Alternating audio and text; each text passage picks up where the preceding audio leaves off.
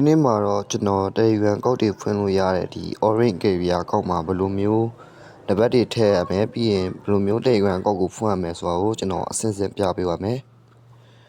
Orange Carrier ကောက်ဖွင့်နေရတော့ကျွန်တော်မနေ့ကကျွန်တော်ရဲ့ channel မှာပဲကျွန်တော်တင်ပေးထားပြီးသားဖြစ်ပါတယ်မကြည့်ရတဲ့လူတွေကအဲ့ video မှာပြန်ပြီးကြည့်လို့ရပါတယ်ကိုကကျွန်တော်ဖွင့်ပြီးသားဆိုတော့တခါလဲကျွန်တော်ရဲ့ကောက်ကိုပြန်ပြီးဝင်လိုက်ပါမယ်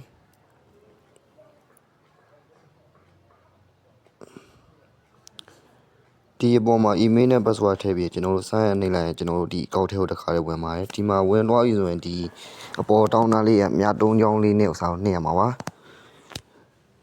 ပြီးရင်ကျွန်တော်တို့ဒီ client system ရဲ့အောက်က client edit code ဆိုတာလေးကိုထပ်ပြီးနှိပ်ရမှာဖြစ်ပါတယ်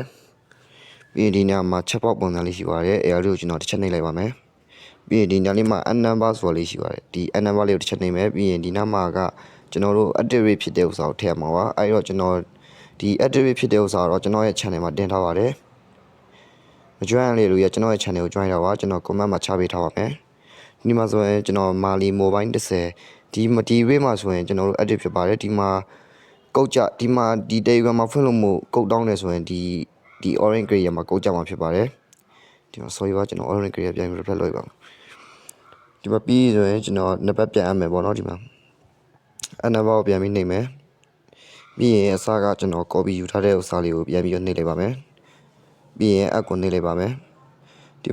မှာဒုမျိုးဒီ number successfully process ဆိုပေါ်လာကျွန်တော်တို့ရပါပြီ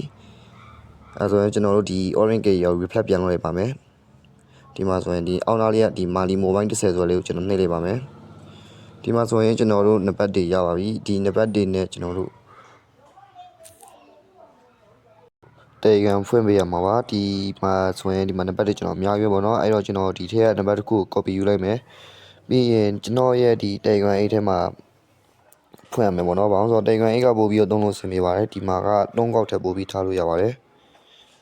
အဲ့တော့ကျွန်တော်အစက copy ယူထားတဲ့နံပါတ်ကိုဒီမှာထည့်လိုက်မယ်ပြီးရင် enter တစ်ချက်နှိပ်လိုက်ပါမယ်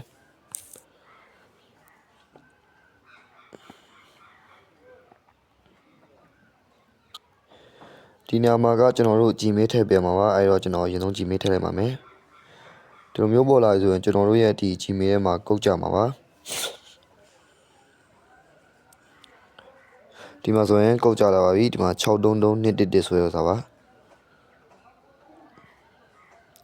ဒီ Telegram အကောင့်တစ်ဖွင့်တာက SMS fee ဖြစ်တယ်ပေါ့နော်ဒီဥစ္စာကfit ဖို့ဆိုရင်ကျွန်တော်တို့ IB ချင်းမှာရပါပါဘာလို့ဆိုတော့ကျွန်တော်ကအခုဖွင့်တာဒီမြန်မာ language နဲ့ဖွင့်လို့ကအမှန်တကယ်လို့ကျွန်တော်တို့ဒီ Mali က active ဖြစ်တယ်ဆိုရင်ဒီကျွန်တော်တို့ရဲ့ဒီ setting ရဲ့ region ပေါ့ဒီ Mali region ထားမယ်ပေါ့နော်ဒီ language ပေါ့အကုန်လုံး Mali ထားမယ်ပြီးရင်ကျွန်တော်တို့ဒီ VPN မှာ Mali ပါတဲ့ VPN ကိုချက်မှာဖြစ်ပါတယ်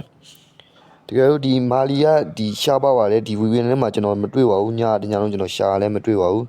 အမှန်တော့အဲ့တော့ကျွန်တော်တို့ဒီ IB wire ဖြစ်ဖြစ်ကျွန်တော်တို့ဒီ IB free ရတဲ့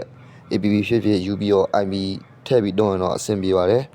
ကျွန်တော်ကတော့ရှာခြင်းမရတော့ကျွန်တော်ထည့်မပြထားပါဘူးတကယ်လို့ကျွန်တော်ဒီ IB free ရတာဖြစ်ဖြစ်ဝယ်တဲ့ဆယ်လာတွေ့ရဖြစ်ဖြစ်ကျွန်တော်ထပ်ပြီးတော့ဒီ Telegram channel မှာပဲကျွန်တော်တင်ပေးပါမယ်